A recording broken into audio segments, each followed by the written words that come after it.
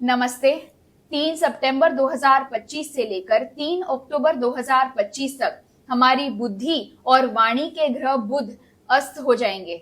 इस बीच 15 सितंबर 2025 को वो राशि परिवर्तन करके सिंह राशि से निकलकर अपनी खुद की राशि कन्या में प्रवेश करेंगे। इस वीडियो में मैं आपको बताऊंगी कि सिंह राशि में बुध के अस्त होने का क्या प्रभाव होगा, क्योंकि जब बुध कन्या राशि में गोचर करेंगे तब मैं आपको उस विषय पर अलग वीडियो बना करके दूंगी। बुध मघा नक्षत्र में गोचर कर रहे हैं, जो कि केतु का नक्षत्र है, और सिंह राशि में बुध के साथ केतु भी मौजूद है। इसके अलावा सिंह राशि के स्वामी सूर्य भी बुध और केतु के साथ सिंह राशि में ही मौजूद हैं। लेकिन चंद्र ग्रहण जो कि कुंभ राशि में होने वाला है, उसके ठीक सामने वाली राशि है सिंह राशि, यानी इन सभी पर चंद्र ग्रहण का प्रभाव पड़ने वाला है। और इसके कुछ ही दिनों के बाद सूर्य पर स्वयं ग्रहण लगने वाला है।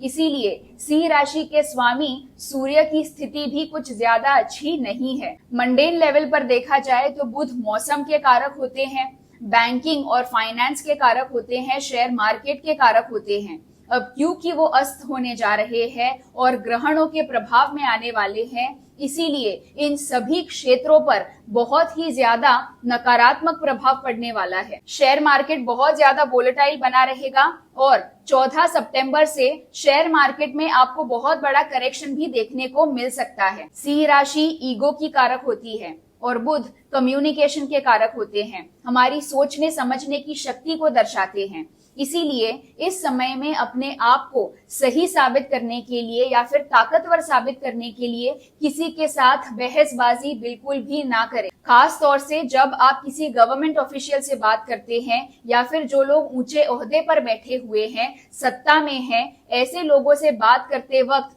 आपको घमंड बिल्कुल भी नहीं दिखाना है, नहीं तो आपकी बात नहीं बनेगी। सिंह राशि पावरफुल लोगों को दर्शाती है।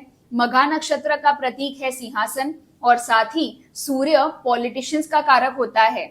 इसीलिए जो लोग ऊंचे ओहदे पर बैठे हुए हैं, खास तौर से पॉलिटिक्स के क्षेत्र में, यदि वो बिना किसी सबूत के बात करते हैं, बिना सरपैर की बातें करते हैं, बिना सोचे समझे बात करते हैं, तो ऐसे लोग आगे जाकर के बहुत बुरी तरीके से फंसने वाले हैं। इनफैक्ट ऐसे लोगों के द्वारा किए गए फ्रॉड या स्कैम सामने आ सकते हैं। बैंकिंग और फाइनेंस के क्षेत्र में भी कोई बहुत बड़ा खुलासा हो सकता है। जो कंपनी उस क्षेत्र से जुड़ी हुई है वो अचानक से बैंक्रप्सी डिक्लेयर कर सकती है, या फिर उस क्षेत्र में बैठे हुए किसी ऊंचे ओहदे के व्यक्ति का स्कैम या फ्रॉड सामने आ सकता है। इस समय में कई लोगों के साथ ऐसा हो सकता है, खास तौर से नौकरी पेशा जो हैं, कि काम आप कर रहे हैं लेकिन उसका श्रेय कोई और लेकर जा रहा है। और इसमें भी जो आपके ऊपर बैठे हुए लोग हैं, जो आपके लीडर होंगे या फिर जो आपका बॉस होगा, वो आपके काम का श्रेय लेकर के जाएगा, ऐसा दिखाएगा कि काम उसने किया है,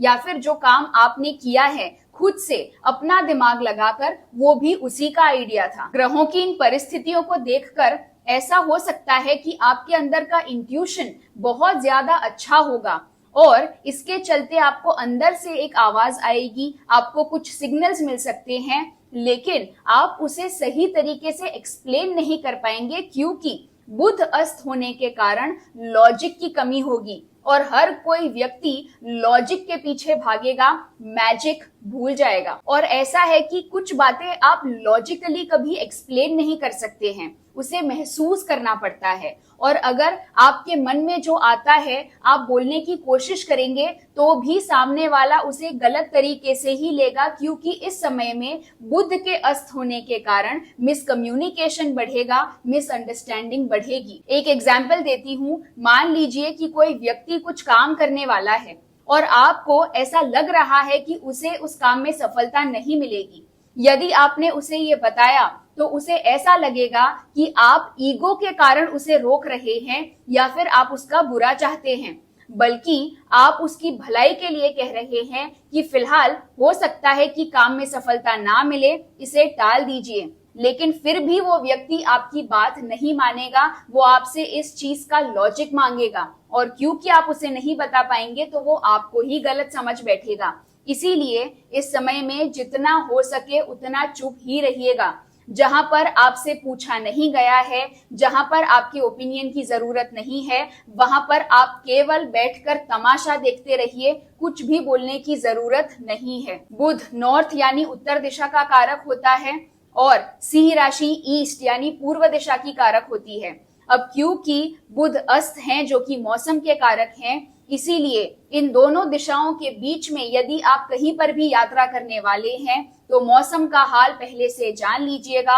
ऑलरेडी नॉर्थ दिशा में बहुत सारी प्रॉब्लम्स आ चुकी हैं मौसम के कारण और ये जारी रहेंगी, इनफैक्ट बढ़ भी सकती हैं। वैसे खैर ईस्ट में तो मुझे पॉलिटिकल टेंशंस बहुत ज्यादा बढ़ते हुए दिखाई दे रहे हैं, ये मैंने आपको पिछले कई सारे वीडियोस में बताया है। फिर से बता रही हूं कि पूर्व दिशा में बहुत बड़ी पॉलिटिकल उथल पुथल होने वाली है। देखिए इस महीने में ग्रहण है और दोनों ही ग्रहणों में ये अस्त बुध लपेटे में आने वाला है, इसीलिए कोई भी इम्पोर्टेंट निर्णय इस समय में मत लीजिएगा, हो सके तो टाल दीजिएगा। अगर आपको कहीं पर साइन करनी है तो अच्छे से पूरा डॉक्यूमेंट पढ़ने के बाद ही साइन करिएगा। ये वाक्य मत कहिएगा कि मुझे ऐसा लगा कि, मुझे ऐसा लगा, ऐसा आपको बोलना ही नहीं है। जो पेपर पर लिखा है या जो भी कुछ बोला जा रहा है वो वैसे का वैसा ही होना चाहिए, आपके लगने से कुछ नहीं होता है। इस समय अंतराल में आपके घर में बंटवारे की बात हो सकती है, पैतृक संपत्ति को लेकर के बात उठ सकती है, इसके कारण भी परिवारजनों के बीच मनभेद मतभेद हो सकता है। जो लोग मीडिया के क्षेत्र से जुड़े हुए हैं और पॉलिटिकल क्षेत्र से जुड़े हुए हैं उनके मुंह से कुछ ऐसे शब्द निकल सकते हैं जिसकी वजह से लोगों की भावनाओं को ठेस पहुंच सकती है।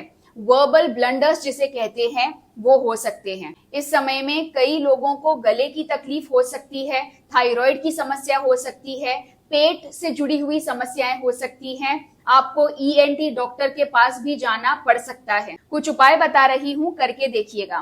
पहला उपाय, हर रोज सुबह सुबह गीली घास पर नंगे पांव कुछ देर चलने की कोशिश करिएगा। दूसरा उपाय, हर रोज थोड़ी सी सौंफ और मिश्री मिला करके खाइएगा। तीसरा उपाय, अपने पीने के पानी में कुछ पुदीने या फिर कुछ तुलसी के पत्ते डालकर पानी पीजिएगा। चौथा उपाय, हर रोज पेड़ पौधों को पानी डालिएगा।